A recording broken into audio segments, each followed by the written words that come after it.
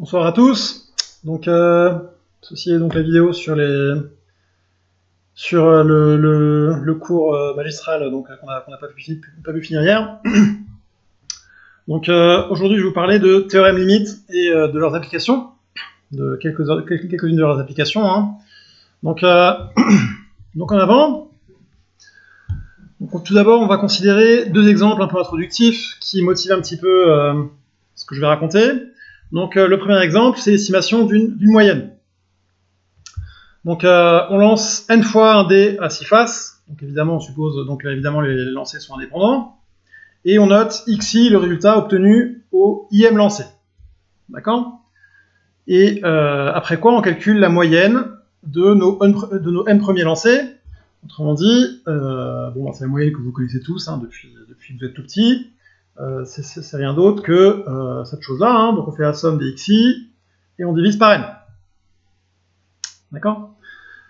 Alors, un truc à bien avoir en tête dans tout ce que je vais raconter par la suite, c'est que les moyennes sont elles-mêmes des variables aléatoires. Hein.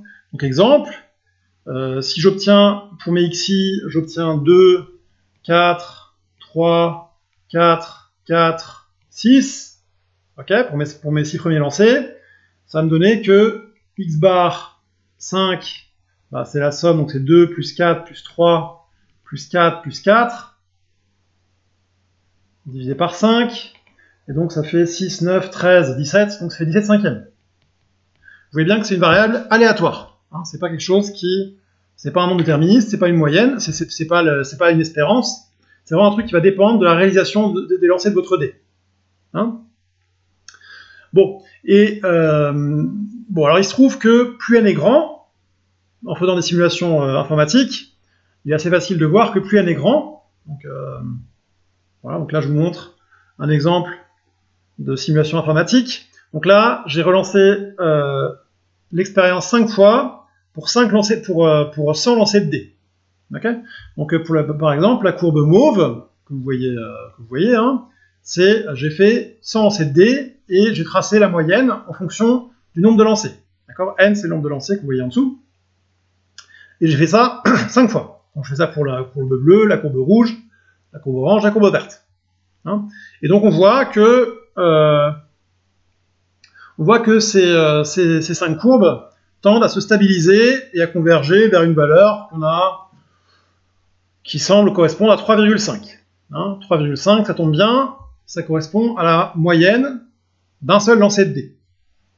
Okay, donc, plus n est grand, hein, donc on observe ça numériquement, vous pouvez vous amuser chez vous à lancer 100 fois un dé si vous voulez, hein, mais évidemment aujourd'hui on a des outils informatiques qui font ça très bien. Plus n est grand, moins la variable aléatoire xn, donc xn bar vu comme une variable aléatoire, hein, je répète, c'est pas un nombre fixe, ça dépend de la réalisation de votre aléa. Hein. Plus xn bar, donc plus n grandit, plus xn bar semble tendre vers un truc qui n'est pas aléatoire. D'accord, donc le truc important dans cette phrase, c'est que xn bar n'est pas aléatoire. Hein. Donc ça semble tendre vers une constante. Alors intuitivement, hein, vous vous doutez bien que cette constante, ça correspond à l'espérance d'un seul lancer. Hein. Typiquement, si vous simplifiez encore la chose, si vous lancez une pièce de pile ou face, et que vous assignez 1 à la valeur pile et moins 1 à la valeur face, vous attendez à ce que la moyenne empirique de vos lancers tende vers 0. Hein, je pense que ça, tout le monde est convaincu de ça. Bon, alors ceci dit, pour quantifier cette chose-là, au moins d'un point de vue, disons, mathématique, on a besoin de 2 outils. Hein. Donc le premier outil, c'est qu'est-ce que ça signifie exactement pour une suite de variables aléatoires converger. Alors c'est pas quelque chose de trivial. Hein. Converger pour une suite de variables aléatoires, c'est pas du tout, vous avez vu l'an dernier, ce que ça signifiait converger pour une fonction, hein, f de x tend vers L lorsque x tend vers x0, ou pour une suite, un tend vers L lorsque n tend vers plus l'infini.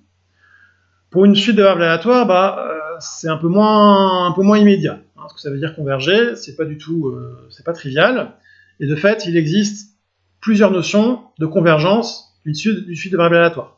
Hein, il en existe 4-5. 4, si je dis pas de bêtises. Okay, donc la première chose, c'est de définir correctement ce que signifie converger pour une suite de variables aléatoires. Hein. Bon.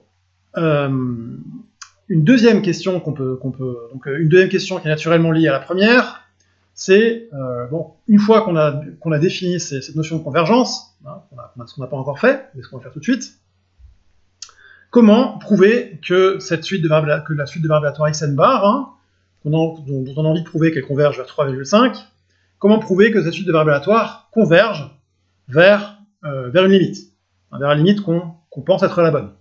D'accord, donc il y a deux questions distinctes, hein, qui se posent.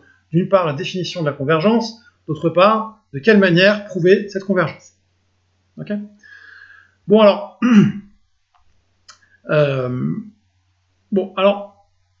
quand on dit que la variable aléatoire xn bar semble devenir de moins en moins aléatoire avec au fur et à mesure que le nombre de lancers augmente, bon, ça peut se quantifier un peu intuitivement, au moins, de la manière suivante. On peut simplement tracer le diagramme en bâton de xn bar.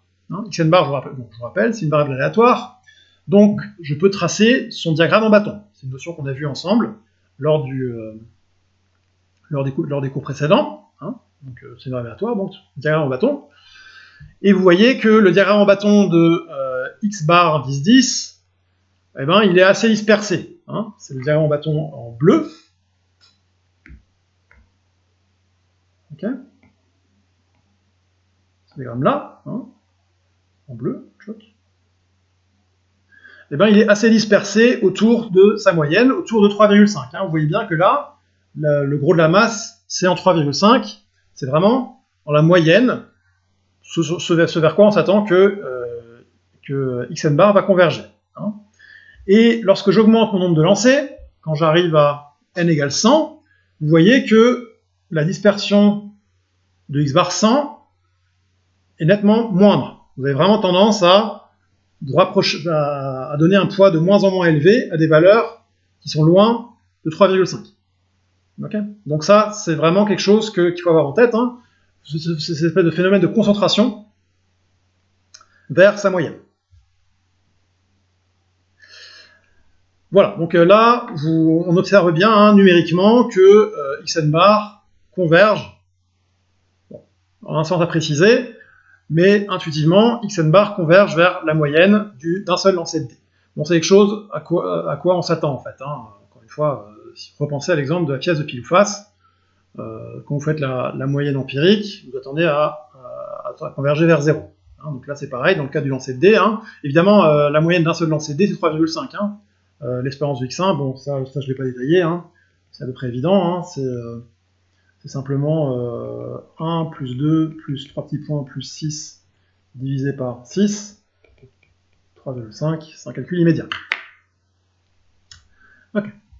Donc, un deuxième exemple, hein, dans lequel... donc un deuxième exemple qui motive un peu l'introduction des théorèmes limites, c'est un peu l'inverse. Hein. Donc là, on a fait une expérience aléatoire où tous les paramètres étaient donnés, et on cherchait à montrer la convergence d'un objet à la limite. Donc ça, c'est un peu une démarche de probabiliste. Hein, c'est un peu d'un point de vue, disons, de manière un petit peu informelle, hein, c'est un petit peu ce sur quoi travaillent les probabilistes en général. Vous avez l'autre point de vue, qui est de réaliser une expérience aléatoire dans laquelle un paramètre est inconnu, et vous cherchez à estimer le paramètre qui ne vous est pas connu.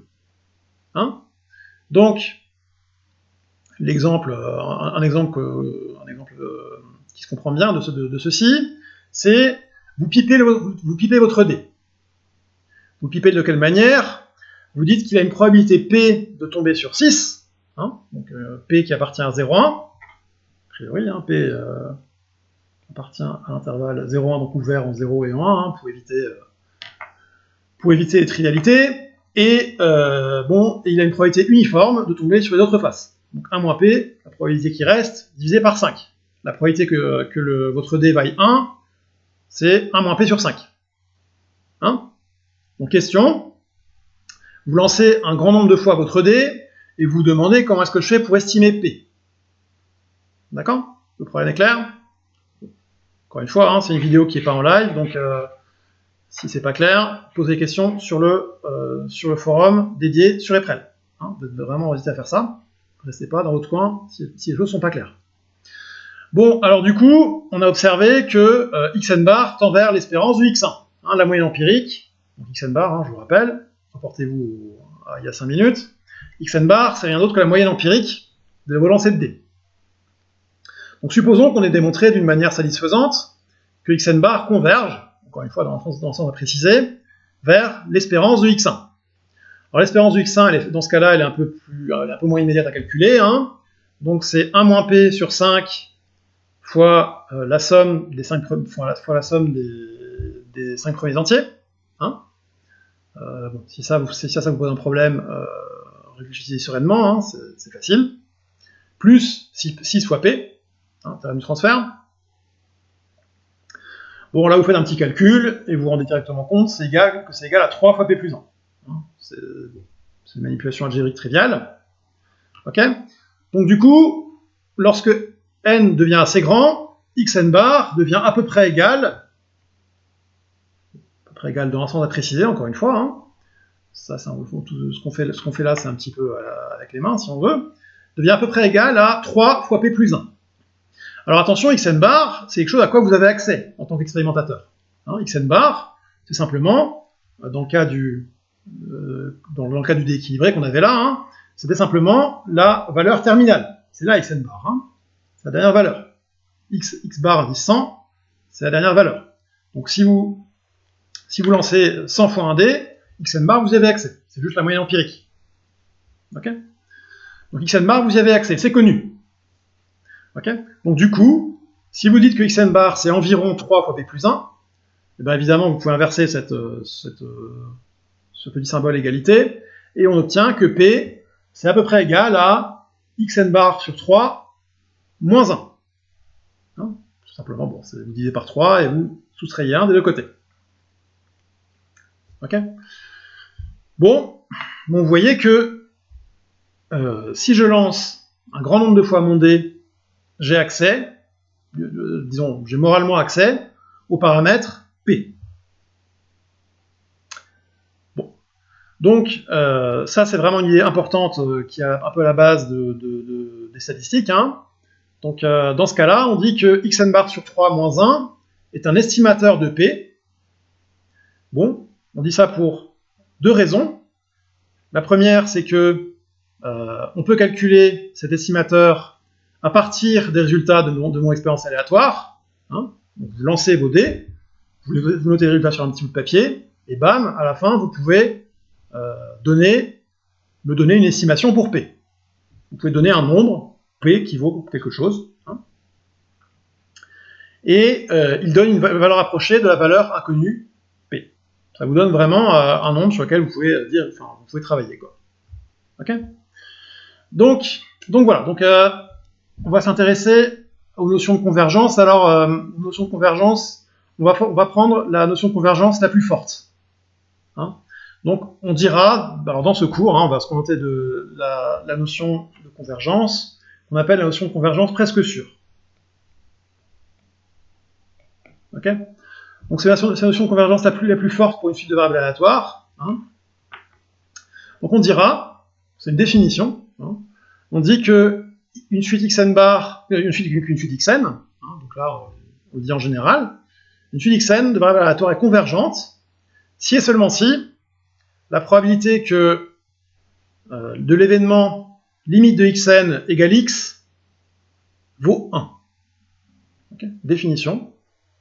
Donc sur un ensemble de probabilité 1, xn converge vers x. Donc ça signifie que il existe oméga tilde telle que probabilité de oméga tilde égale 1, et quel que soit petit oméga qui appartient à oméga tilde, xn de oméga tend vers x de oméga.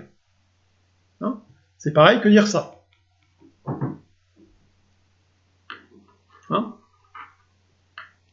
Alors, disons de manière un petit peu culturelle, hein, si vous voulez, si vous vous intéressez de plus près au proba un jour, peut-être que vous y aurez peut-être que vous aurez à vous intéresser à ce genre de convergence. Hein. Donc dites-vous bien que donc voilà, donc il y a d'abord ce qu'on appelle la convergence en loi.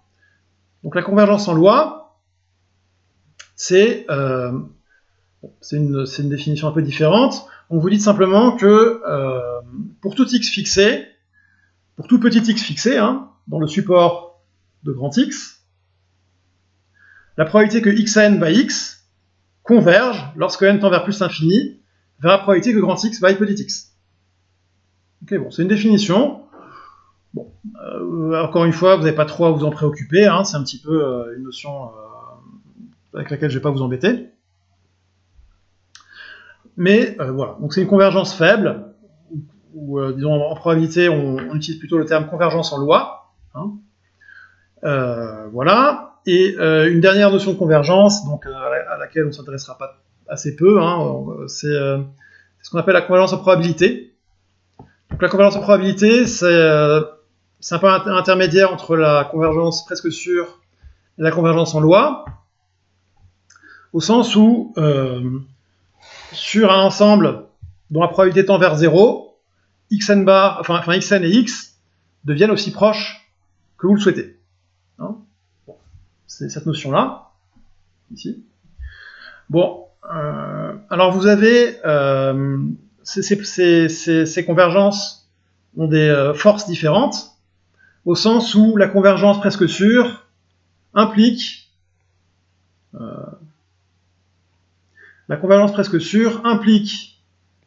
la convergence en probabilité. Vous pouvez le retenir pour votre culture si vous voulez. Et la convergence en probabilité implique la convergence en loi. La convergence en loi, elle vient tout au bout de la chaîne. Hein, c'est la convergence la plus faible. Bon, alors, un objet qui est tellement important en théorie de l'estimation et en probabilité de manière générale, c'est la moyenne empirique. Donc, la moyenne empirique, c'est simplement, on considère une suite de variables aléatoires, xn, hein, et leur moyenne empirique, c'est rien d'autre que leur moyenne habituelle. Vous faites la somme et vous divisez par n. Okay, c'est une définition. Et donc on a la propriété suivante, qui se déduit des cours qu'on a vus, donc du cours magistral numéro 2, je crois, hein, qui est que si vous considérez une suite de variables aléatoires xn indépendantes et de même loi, et de plus, vous supposez que leur espérance, oui, donc c'est son même loi évidemment, leur espérance et leur variance sont identiques,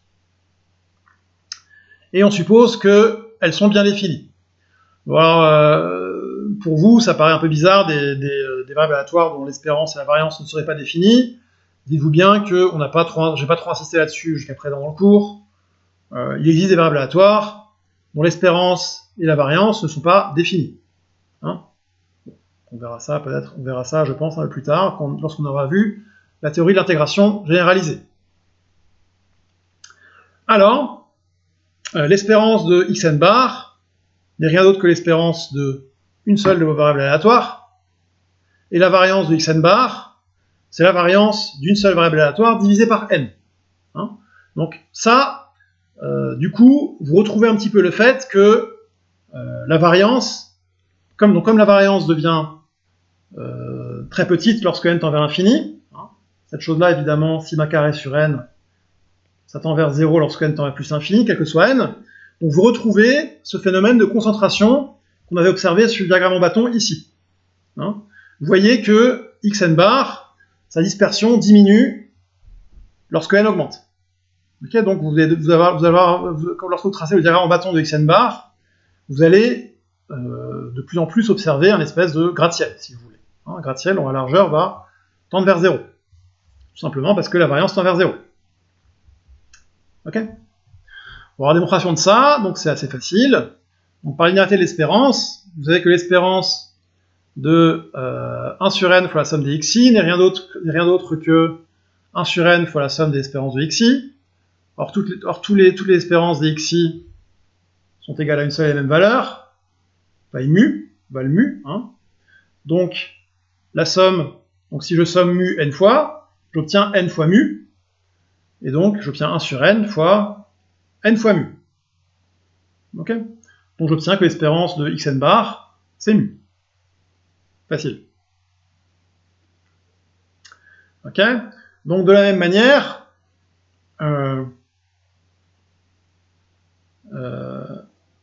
j'ai que, bon, pour la variance, c'est un peu plus, il y a un petit travail en plus à effectuer, hein. J'ai que la variance de xn bar, bah, c'est 1 sur n au carré fois la variance de la somme des xi. Bon, ça, je vais peut-être le faire je vais peut-être le faire à part. Attendez. Donc variance. Oups. Excusez-moi. Attendez, je suis pas encore trop habitué à ce logiciel. Donc la variance de xn bar, hein, c'est la variance de 1 sur n fois la somme des xi, pour i variant de 1 à n. Alors la variance, je vous rappelle, la variance de quelque chose fois une variable aléatoire, c'est quelque chose au carré fois la variance de la variable aléatoire. Je vous renvoie à un des CM précédents. Donc c'est 1 sur n au carré fois la variance de la somme des xi. Hein? Bon, mais après, la variance de la somme, comme les xi sont indépendantes, c'est la somme des variances. Okay? Donc c'est 1 sur n au carré fois la somme de i égale 1 à n de la variance des xi, okay, car les xi sont indépendantes. Dans le cas où les variables aléatoires sont indépendantes, la variance de la somme, c'est la somme des variances. Donc ça, en général, vous le savez bien. Bon, mais la variance vaut toujours mu, vaut toujours sigma carré, pardon. Donc c'est la somme de i égale 1 à n de sigma carré. Donc vous sommez n fois la même quantité, donc vous obtenez n sigma carré divisé par n au carré. Les n se simplifient, et vous obtenez sigma carré divisé par n. C'est pas un calcul très compliqué, hein. Simplement, la variance de xn bar, c'est sigma carré, c'est divisé par n.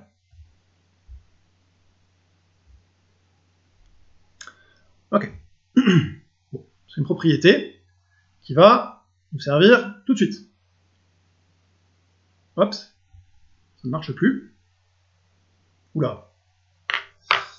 Bon, en changeant de logiciel, attendez une seconde. Qu'est-ce qu'il me fait? Attendez, désolé.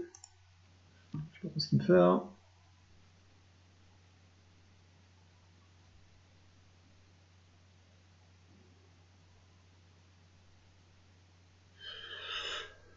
Aïe aïe aïe, bon, j'espère que ça va. Qu'est-ce qu'il me fait là? Bon, désolé pour le bug. On va tout refermer.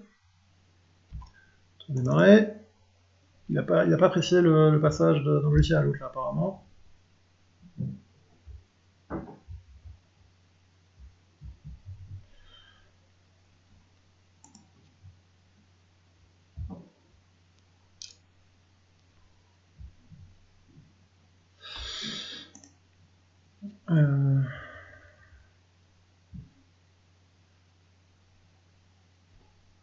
Bon, petit problème technique, je vais interrompre la vidéo et je vais continuer juste après. À tout de suite.